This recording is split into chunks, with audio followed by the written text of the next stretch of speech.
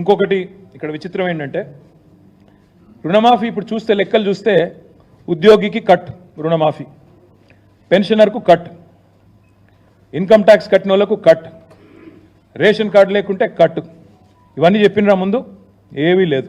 అప్పుడు 40,000 కోట్లు, ఇప్పుడేమో మొత్తం కటింగ్ల మాస్టర్ లాగా. సీఎం అంటే నిజానికి చీఫ్ మినిస్టర్, కానీ సీఎం అంటే కటింగ్ మాస్టర్ లాగా అయిపోయింది ఇప్పుడు పరిస్థితి. అన్ని కటింగ్లు పెట్టడమే. ఎట్లా రుణమాఫీని కట్ చేసి 40,000 కోట్ల నుంచి తగ్గించాలా, ఎట్లా ఏదో ఒక రకంగా చేసినామని పోజులు కొట్టాలా. ఇది ఈరోజు రేవంత్ రెడ్డి గారి ప్రభుత్వం చేస్తున్న వైఖరి. 60% మందికి ఎగ్గొట్టి 60% మందికి ఎగ్గొట్టి ఇవాళ కేవలం 40% చేసి 100% అని చెప్పుకుంటున్న మొట్టమొదటి ముఖ్యమంత్రి రేవంత్ రెడ్డి. ఇంతకు మించిన దగ, ఇంతకు మించిన మోసం, ఇంతకు మించిన రైతు ద్రోహం మరొకటి ఉండనే ఉండదు. 1,00,000 కొర్రీలు, దిక్కుమాలిన ఆంక్షలు ఇవేవి చెప్పలేదు ఎన్నికలకు ముందు. చెప్పకుండా మోసం చేసి ఈరోజు కొర్రీలు పెట్టి ఆంక్షలు పెట్టి రైతు రుణమాఫీని రైతులను బ్యాంకు చుట్టూ తిరిగే విధంగా, అధికారుల చుట్టూ పరిభ్రమించే విధంగా, అధికారులకు మొరబెట్టుకునే విధంగా ఇగో ఇది మేమున్నామని గుర్తించండి అంటూ అధికారుల చుట్టూ బ్యాంకుల చుట్టూ రైతులు పడిగాపులు కాచే విధంగా చేసి పరిహాసం ఆడి రైతులతో మళ్ళీ ఇవాళ రంకెలు వేస్తున్నారు. అంకెలు మార్చారు, రంకెలు వేస్తున్నారు, తేదీలు మార్చినారు. మొదలు డిసెంబర్ 9, తర్వాత 15 ఆగస్టు. ఇవాళ 15 ఆగస్టు పోయింది, ఇవాళ 16 ఆగస్టు. అందుకే మేము కూడా వెయిట్ చేసినాం.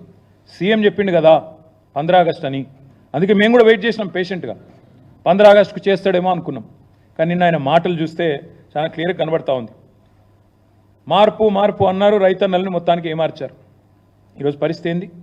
అసెంబ్లీ ఎన్నికలకు ముందు ఓట్లకు ముందేమో మొదటి మోసం, లోక్సభ ఓట్లకు ముందేమో దేవుళ్ళ మీద ఓట్లు పెట్టి రెండో మోసం, కేసీఆర్ మీదనేమో ద్వేషం, సకల జనులకు మోసం. ఇది ఓవరాల్గా చూసినట్టయితే ఈ ప్రభుత్వం యొక్క పాలసీ. 2 లక్షల రుణమాఫీ మోసం, 2 లక్షల కొలువులు మోసం, ఆడబిడ్డలకు నెలకు 2,500 రూపాయలు మోసం, తులం బంగారం మోసం, విద్యార్థులకు 5 లక్షల రూపాయల భరోసా కార్డు మోసం, 4,000 నిరుద్యోగ భృతి మోసం, జాబ్ క్యాలెండర్లు మోసం, 2 లక్షల ఉద్యోగాలు మోసం, దళితులకు 12 లక్షలను ఇచ్చిన మాట మోసం, ఆటో అన్నలకు ఏడాదికి 12,000 మోసం, రైతు కూలీలకు నెలకు 1,000 మోసం, కౌలు రైతులకు రైతు భరోసా మోసం. మొత్తంగా చూసినట్టయితే రుణమాఫీయే అతి పెద్ద మోసం. This is the fact. ఎట్లానా మీరే చెప్పారు, మేము అసెంబ్లీలో కూడా చూపెట్టాం. నర్సాపూర్ నియోజకవర్గంలో మా సునీతా లక్ష్మారెడ్డి గారు, మా ఎమ్మెల్యే గారు తీసుకొచ్చినారు. ఒక రైతు డిసెంబర్ 9 నాటికి ఆయనకు 1,00,000 రూపాయలు రుణం ఉండేది.